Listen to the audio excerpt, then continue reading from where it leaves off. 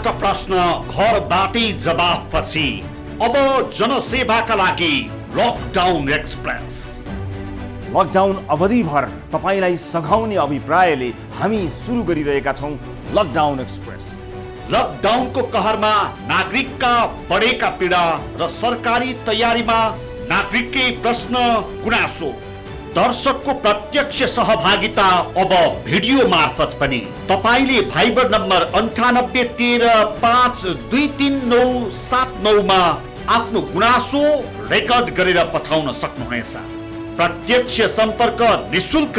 NTC का ग्राहकले 1660 2424 र इनसेल का ग्राहकले 9801 72424 मा सम्पर्क गर्न सक्नुहुनेछ। Lockdown express. नमस्कार, शुभ प्रभात। लकडाउन एक्सप्रेसमा स्वागत छ। लकडाउन एक्सप्रेसको आज चौथो दिन हामी तपाईहरूका समस्याहरूको समाधानको प्रयास गरिरहेका छौँ। 4 दिनदेखि निरन्तर यहाँहरूले लकडाउनका बेला बेहोर्नु भएका विविध समस्याहरू हामी मार्फत तपाईहरूले जानकारी गराउँदा सम्बन्धित निकायहरूसँग त्यसको जवाफ माग्ने प्रयास गरिरहेका छौँ।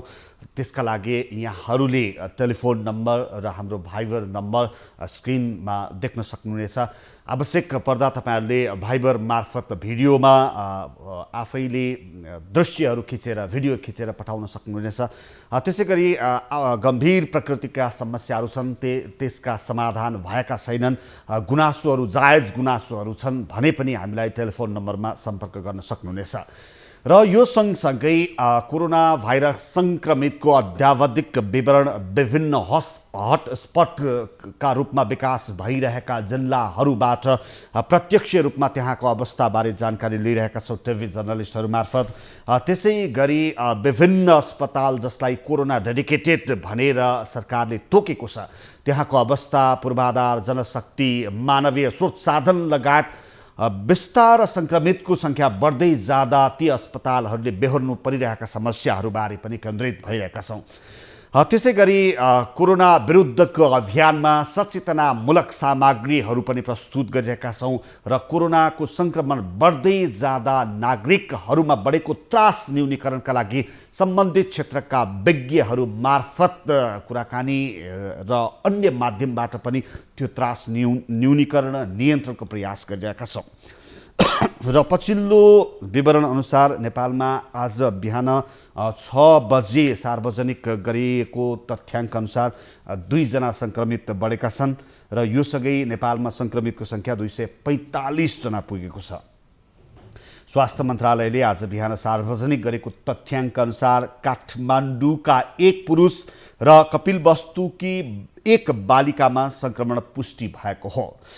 35 जना यसअघि 35 जना उपचारपछि घर फर्किसकेका छन्। स्वास्थ्य तथा जनसङ्ख्या मन्त्रालयका सहप्रवक्ता डाक्टर समीर कुमार अधिकारीका अनुसार बुधबार साँझ थप 24 जनामा कोरोना सङ्क्रमण पुष्टि भएको थियो भने यसअघि बुधबार दिउँसो थप 2 जनामा कोरोना सङ्क्रमण पुष्टि भएको थियो। यसर्थ बुधबार दिनभर गरेर 26 जना कोरोना सङ्क्रमित बढेका थिए भने आज बिहिबार बिहानै 2 जना बढेका छन्।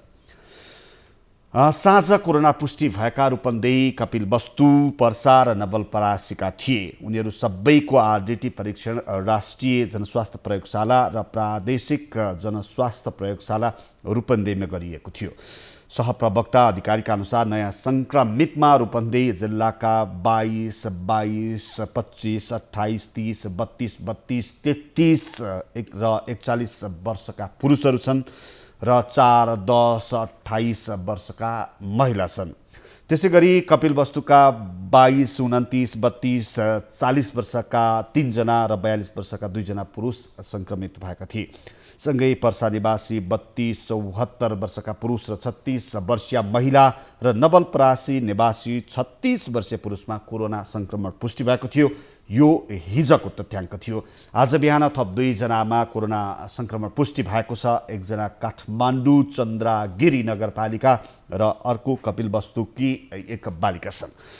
यो आजसम्मको कोरोना अपडेट थियो र यो सँगै 245 जनामा सङ्क्रमण पुष्टि भइसकेको छ र कोरोना अब व्यक्तिबाट समुदाय स्तरमा सङ्क्रमण भइसकेको छ। हामी बताइए अनुसार कोरोना सङ्क्रमणको तेस्रो चरणमा छौँ र तेस्रो चरण वैशाख 10 गते यताबाट सुरु भएको हो। अब कोरोना सङ्क्रमणको यो समग्र स्थितिले के सङ्केत गरिरहेका छन्, हाम्रो तयारी के छ, नागरिकहरूमा बढेको त्रास न्यूनीकरणका लागि स्वयं नागरिकले अपनाउनु पर्ने सावधानी त छँदैछ, मानसिक रूपमा पनि कसरी तयारी हुने, त्यसै गरी स्रोत साधनको अवस्था के छ, अब गर्नुपर्ने कदमहरू के हुन सक्छन् भन्ने विषयमा हामी छलफलको प्रयासमा छौँ, चर्चा गर्नेछौँ र यति बेला हामीसँग जोडिनु भएको छ डाक्टर ओम मूर्ति अनिल, जो सामाजिक सञ्जालमा विशेष त सामाजिक सञ्जालमा कोरोना विरुद्धको अभियानमा अहोरात्र खटिनु भएको छ। उहाँका विभिन्न सन्देशहरू, अन्तर्वार्ताहरू, कोरोना विरुद्ध कसरी लड्ने भन्ने विचारहरू सामाजिक सञ्जालमा अत्यन्तै रुचाइएका पनि छन्, धेरै हेरिएका सुनिएका पनि छन्। त्यसै गरी अब हामी विश्वको तथ्याङ्क एकचोटि अध्यावधिक गरौँ। टेक्निकल मित्रहरू, तपाईँहरूसँग विश्वसँग सम्बन्धित दृश्य छ भने त्यसलाई देखाउन सक्नुहुनेछ। विश्वको अपडेट ल्याऊ। भारतमा कोरोना सङ्क्रमितको सङ्ख्या 78,000 पुगेको छ। भारतमा सङ्क्रमणको दर पनि निकै बढिरहेको छ। यो सँगै विश्वकै तथ्याङ्कतर्फ लागौँ। जोन हकिन्स विश्वविद्यालयले प्रकाशित गरेको पछिल्लो तथ्याङ्क अनुसार भारत सर्वाधिक सङ्क्रमण फैलिएको देशको 12औं सूचीमा पुगेको छ।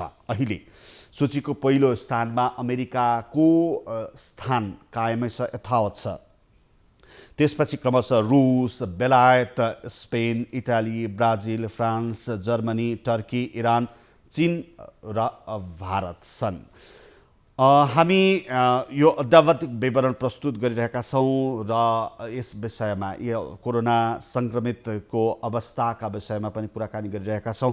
मसँग प्राप्त जानकारी अनुसार प्राविधिक रूपमा केही कमजोरी भएका कारण डाक्टर ओम मूर्ति अनिलसँग हामी केही समयमा फेरि जोडिनेछौँ। यति बेला प्राप्त जानकारी अनुसार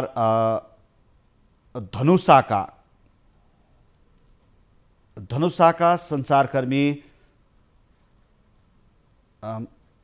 जोडिनु भएको छ। धनुषाका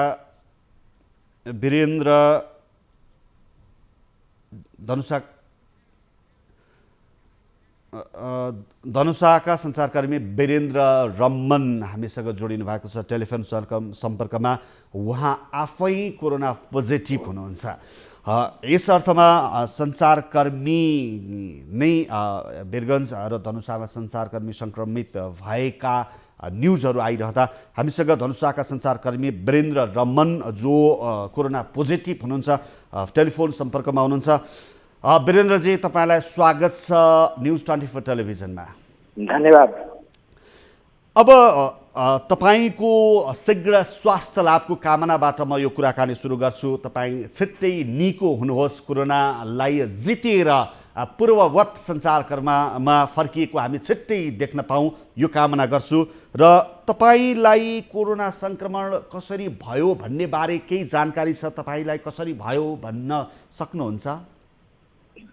होइन, म तपाईँको माघ 1 गते मलाई त्यो हार्ट एटेक भएको थियो। अनि त्यो कारणले म गङ्गालालमा 1 महिना जति उपचार गराएँ। उपचार गराएर आइसकेपछि अनि यो लकडाउन र यो कोरोनाको प्रकोप नेपालमा देखिन थाल्यो। त्यसपछि मैले अब यो सुन्दाखेरि यो सबैभन्दा बढी एट्याक गर्ने भने यस्तै बिरामी र वृद्धहरूमाथि हो। त्यसकारणले मैले अब सतर्कता अपनाउन थालेँ, जुन एउटा नियमित हात धुने, त्यसपछि आइसोलेसन, यो के भन्छ सेनिटाइज गर्ने, त्यसपछि संसाधनसम्म नभेट्ने जस्ता काम गर्दै गरेँ। अनि त्यसपछि मैले ती सबै अब सतर्कताहरू अपनाउनै थालेँ र म अफिसबाट मैले पत्रकार महासङ्घ त्यहाँ हाम्रो एउटा समाचार सङ्कलन, त्यसपछि त्यहाँ साथीहरूसँग भेट्ने सामान्य र त्यहीँबाट रिपोर्टिङ पनि गर्ने र सबै कुरा। अनि त्यहाँ म जान्थेँ र घर, अफिस र त्यो पत्रकार महासङ्घ यतिमा मात्र पुग्दाखेरि पछि हामीले के भन्यौँ भने नेपाली सेनालाई कि हामी यो रिपोर्टिङ र साथीभाइसँग भेटिराख्ने सञ्चारकर्मी हो, त्यस कारणले त्यो हामीलाई पनि टेस्ट गरिदिनुहोस् अनि उहाँहरूले ओके, अनि उहाँहरूले त्यो स्याप सङ्कलन गरेर 23 जना जति पत्रकारलाई उहाँले सङ्कलन गर्नुभयो। अनि सङ्कलन गरेर त्यो जब त्यसको रिपोर्ट आयो, अनि रिपोर्ट आइसकेपछि म हिजो आइसोलेसनमा आएको छु। त्यो राति मलाई एकजना साथीले फोन गरेर भन्नुभयो कि तपाईँको रिपोर्ट यस्तो यस्तो नकारात्मक आएको छ, नेगेटिभ छ अरे, होइन, यो रिपोर्टमा अलि चिन्तनीय छ। त्यस कारणले मैले भने होइन होला, किनभने मैले त धेरैसँग भेटेकै छैन, त्यो कारणले होइन होला, त्यतिकै जिस्काएको छ भनेर मैले होइन होला। अनि त्यसपछि मैले बिहान पत्रकार महासङ्घका अध्यक्ष लगायत साथीहरूले फोन गर्नुभयो र उहाँले भन्नुभयो कि होइन तपाईँ घरबाट ननिस्किनुहोस्, यस्तो यस्तो छ। अनि मैले ठिकै ओके, होइन मबाट कसैलाई सर्न सक्छ, त्यस कारण म घरमा छु। अनि एसपी धनुषाका एसपीले फोन गरेर भन्नुभयो सर हजुरको आइसोलेसनमा जानु पर्यो हस्पिटल भनेर। अनि मैले भने ओके म आफै गइहालौँ या तपाईँले गाडी पठाइदिनुहुन्छ भने त होइन, हामी एम्बुलेन्स पठाइदिन्छौँ। अनि एम्बुलेन्स आयो, म यहाँ आइसकेँ। रमनजी, तपाईँलाई म 1 मिनट रोक्छु। मसँग कोरोना सङ्क्रमितको सङ्ख्या बढेको विवरण प्राप्त गरेको छु। यो सङ्ख्यामा अहिले भर्खरै प्राप्त सङ्ख्या अनुसार थप 5 जनामा कोरोना सङ्क्रमण पुष्टि भएको छ। 245 आज बिहानको तथ्याङ्क अनुसार 245 थियो। अहिले ठिक भर्खर प्राप्त विवरण अनुसार थप 5 जनामा कोरोना सङ्क्रमण पुष्टि भएको छ।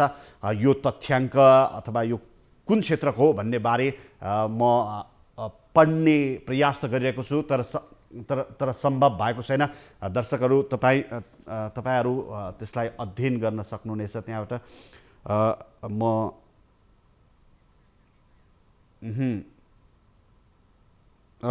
मैले टेलिभिजन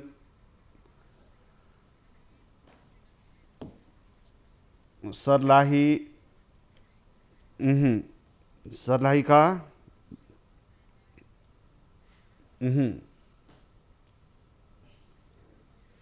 सर्लाहीका 1 जना, धनुषाका 2 जना,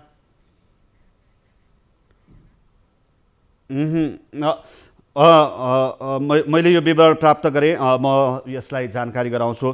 अद्यावधिक विवरण अनुसार कोभिड-19 पुष्टि भएकाहरूको सङ्ख्या 250 पुगेको छ। राष्ट्रिय जनस्वास्थ्य प्रयोगशाला काठमाडौँमा गरिएको परीक्षण अनुसार नयाँ पुष्टि भएको सङ्ख्या 5 छ। जो सर्लाही धनकौल नगरपालिका निवासी 45 वर्षीय पुरुष, धनुषा जनकपुर नगरपालिका र मिथिला नगरपालिका निवासी 40 वर्षीय पुरुष र 20 वर्षीय महिला, महोत्तरी जलेश्वर नगरपालिका र बलुवा नगरपालिका निवासी 16 र 35 वर्षीय पुरुषहरू हुनुहुन्छ। हालसम्म प्राप्त विवरण अनुसार उहाँहरूको स्वास्थ्य सामान्य छ र उहाँहरू स्वास्थ्यकर्मीको सम्पर्कमा हुनुहुन्छ। यो अद्यावधिक विवरणपछि हामी सञ्चारकर्मी वीरेन्द्र रमनसँगको कुराकानीलाई निरन्तरता दिन्छौँ। वीरेन्द्रजी सुन्दै हुनुहुन्छ? सुन्दैछु। तपाईँहरूले स्वेच्छाले होइन परीक्षणका लागि आग्रह गर्नुभयो नेपाली सेनालाई, उहाँहरूले स्वीकारेपछि परीक्षण भयो। अहिले तपाईँलाई देखियो स्वास्थ्य अवस्था चाहिँ के छ? तपाईँ आफै हार्टको अथवा मुटुको रोगी हुनुहुँदो रहेछ?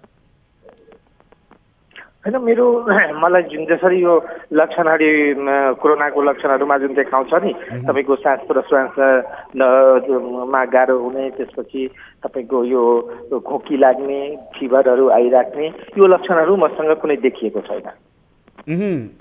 अहिले भनेको सामान्य अवस्थामै हुनुहुन्छ? हिजो अस्ति जे हुनुहुन्थ्यो तपाईँ आइसोलेसनमा हुनुहुन्छ? कुन अस्पतालमा हुनुहुन्छ? यो जनकपुर प्रादेशिक अस्पतालले आइसोलेसन बनाएको छ, म त्यसमै छु।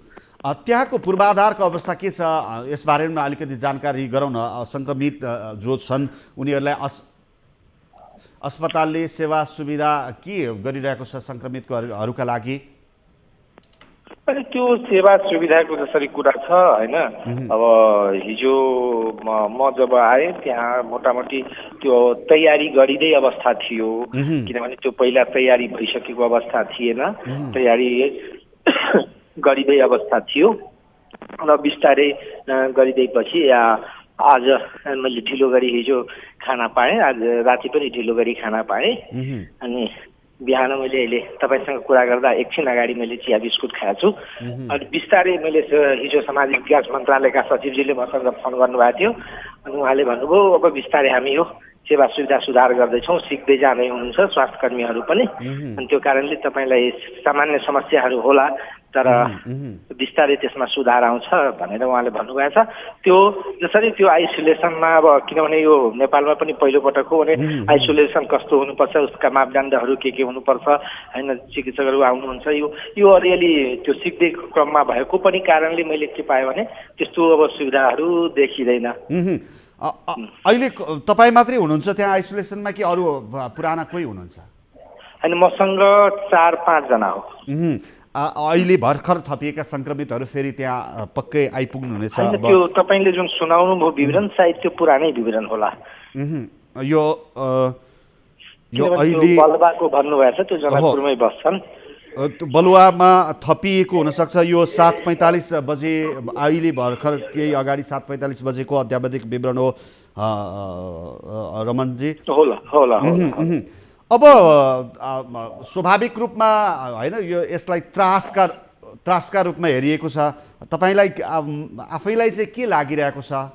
होइन, यो एउटा कुरा के सामान्य हिसाबमा जसरी हामीले पत्रकारहरूले गरिरहेछौँ त्यसरी यदि यो स्वास्थ्यकर्मीहरूले या चिकित्सकहरूले या आइसोलेसनमा आउने व्यक्तिलाई पूर्व तपाईँ एउटा यो सामान्य हो, यसलाई सामान्य हिसाबमा लिँदाखेरि यदि त्यसलाई मनोवैज्ञानिक परामर्श भनौँ न त्यो गरेर ल्याउँदाखेरि अनि त्यो हिसाबमा त्यो एउटा डर जुन हुन्छ नि त्यो एउटा मलाई नै हिजो अब जतिसुकै मैले सञ्चारकर्मी हुँदा पनि मलाई कोरोना लाग्यो भनेर सोच्दाखेरि म आफै भावुक भएँ होइन, घर परिवारबाट बिछोड हुन्छु, साथीभाइसँग बिछोड हुन्छु भनेर। ल यहाँको शीघ्र स्वास्थ्य लाभ होस्, कोरोना जितेर यहाँ पूर्ववत सञ्चारकर्म फर्किनुहोस्, शुभकामना, स्वास्थ्य लाभको कामना रमनजी यहाँलाई। Thank you. दर्शकहरू, उहाँ हुनुहुन्थ्यो धनुषाका सञ्चारकर्मी वीरेन्द्र रमन जो आफै कोरोना पोजिटिभ अर्थात् सङ्क्रमित हुनुहुन्छ र अहिले धनुषाको अस्पतालमा उहाँलाई आइसोलेसनमा राखिएको छ। प्रश्न घरबाटै जवाफपछि अब जनसेवाका लागि लकडाउन एक्सप्रेस। लकडाउन अवधिभर तपाईँलाई सघाउने अभिप्रायले हामी सुरु गरिरहेका छौँ लकडाउन एक्सप्रेस। लकडाउनको कहरमा नागरिकका बढेका पीडा र सरकारी तयारीमा नागरिककै प्रश्न गुनासो, दर्शकको प्रत्यक्ष सहभागिता अब भिडियो मार्फत पनि। तपाईले भाइबर नम्बर 9813523979 मा आफ्नो गुनासो रेकर्ड गरेर पठाउन सक्नुहुनेछ। प्रत्यक्ष सम्पर्क निशुल्क। एमटिसी का ग्राहकले 1660 011 2424 र इनसेल का ग्राहकले 9801 72424 मा सम्पर्क गर्न सक्नुहुनेछ। Lockdown express